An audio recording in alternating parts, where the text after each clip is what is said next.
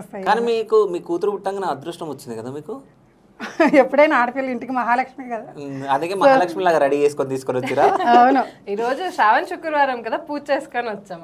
పూజ చేసుకొని అలాగే వచ్చేసాము. సరే, శ్రావణ శుక్రవారం రోజు పూజ చేసుకొని వచ్చారు కదా, అసలు శ్రావణ శుక్రవారం ఎందుకు జరుపుకుంటారు? అవన్నీ నాకు తెలీదు, మమ్మీ చెప్పింది నేను చేస్తాను.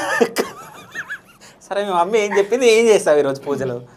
మమ్మీ పూజ చేసింది, నేను దండం పెట్టుకొని వచ్చా. సో మమ్మీ ఏమని పూజ చేసింది? ఏమో అది కూడా చూడలేదు నేను. పూజ చేసుకుంది, చూసుకున్న తర్వాత ఆరతి తీసుకునింది, ఆరతి తీసుకుని దండం పెట్టుకుని వచ్చా. ఓకే. సో శ్రావణ శుక్రవారం ఎందుకు జరుపుకుంటారు?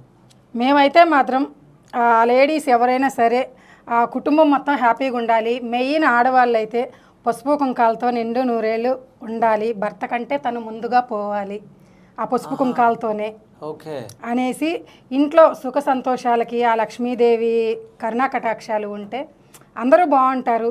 మెయిన్ ఆడవాళ్ళు చేసే పూజ ఇది. ప్రతి ఆడపిల్ల కోరుకుంటేది అదే కదా, పసుపు కుంకాలతో నేను వెళ్ళాలి అనేసి. లక్ష్మీ అమ్మవారు అంటే మేమైతే అలాగే కొలుస్తాము, ఒక్కొక్కళ్ళు ఒక్కోలా పూజిస్తారు. నేనైతే అలాగే పూజ చేసి అందరూ బాగుండాలి, అందులో నేను ఉండాలి, నేనైతే అదే కోరుకుంటాను. అకాలు తెలియక ఏమన్నా తప్పులు చేసి ఉంటే కూడా కదా, చేస్తాము. ప్రతి మనిషి తప్పనే చేశారు. అవన్నీ అమ్మగా నువ్వు క్షమించి అందరినీ ఒక మంచి మార్గాన్ని నడిపించమ్మా అని చెప్పేసి దండం పెట్టుకొని పూజ చేస్తాను.